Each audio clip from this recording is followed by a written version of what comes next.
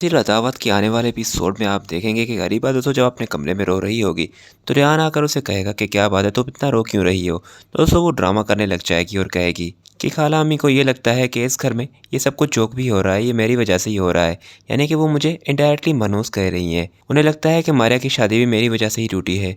जिस पर दोस्तों रेहान कहेगा कि ये तुम्हें अम्मी ने कहा है, पर अम्मी तो मैं खुद यहाँ पर लेके आई थी, वो ये सब कैसे कह सकती हैं। और फिर दोस्तों जाकर रेहान अपनी अम्मी को कहेगा कि इस घर में अरीबा को लाने वाली सबसे बड़ी हिमायती तो आप थी, तो आपको ये सब कहने की क्या जरूरत थी अरीबा को। आप जानती भी हैं कि उसने ये शादी कर कर नूर पर और मुझ पर और बाकी इस घर पर कितना एहसान किया है। दोस्तों यहाँ पर रेहान की अम्मी उसे काफी कुछ समझाएगी कि अरीबा ये सब कुछ ड्रामा कर रही है, वो इंतकाम ले रही है हम सबसे। तो रेहान कहेगा कि किस बात का इंतकाम, इंतकाम तो आप ले रही हो उसकी उसकी मासूमियत का। वो इतनी अच्छी है, इतना ख्याल रख रही है हम सबका, आपको ये सब कुछ नहीं कहना चाहिए था उसे। और फिर दोस्तों रेहान के वहां से चले जाने के बाद अरीबा भी अपनी खाला अम्मी को इस तरह से मुस्कुराकर देखकर चली जाएगी कि वो बिल्कुल समझ जाएगी कि अरीबा सचमुच में इंतकाम ले रही है।